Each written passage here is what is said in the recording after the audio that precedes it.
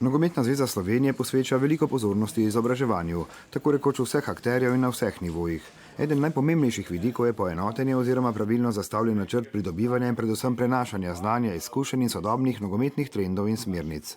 Nobena skrivnost ni, da se zgledujemo po okoljih z bogatejšo tradicijo. Neposreden stik z njimi so predvsem reprezentančne selekcije, tudi najmlajše.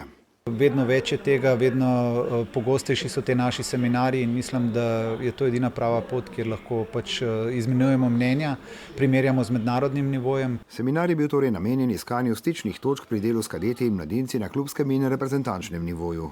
Nam dajo v bistvu selektorji in vodstvo teh reprezentanc neke smernice, po katerih naj bi se tudi delalo v nogometnih klubih, zato da je prehod teh fantov lažji potem v reprezentance. Mislim, da smo v dobrih stikih, da nam povejo, kaj je v tujini novega, nam prenesejo znanje z teh turnirjev, kjer so oni in pač nas tukaj učijo.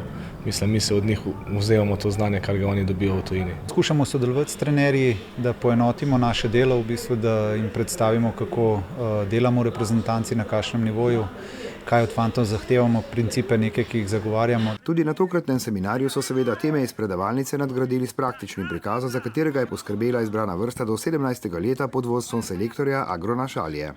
Posebej je bil izpostavljen še en pomemben vidik pri vzgoji mladih nogometašev in njihovemu odraščanju v zrele osebnosti.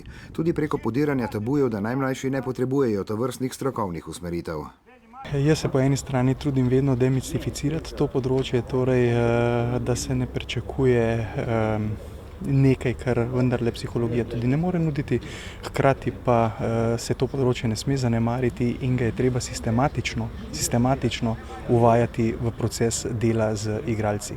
In še en pomemben poudarek, ki ni zapisan samo v knjigah, ampak tudi v uspešnih nogometnih zgodbah. Samo nogometni talent jasno ne zadošča, njihova osebnostna zrelost, osebnostne poteze so izjemno pomembne za to, da svoj nogometni potencial uspejo realizirati na igrišču. In še misel, ki najbolje zaokroži tokratni posvet o celostnem razvoju nogometašev, ki odločno stopajo po poti odraščanja nogometnega in osebnostnega. Seveda je to cilj, da se tudi v bodoče čim več trenerji usposabljajo sebe, svoje igralce in pa pač, da sledimo evropskemu vrhu.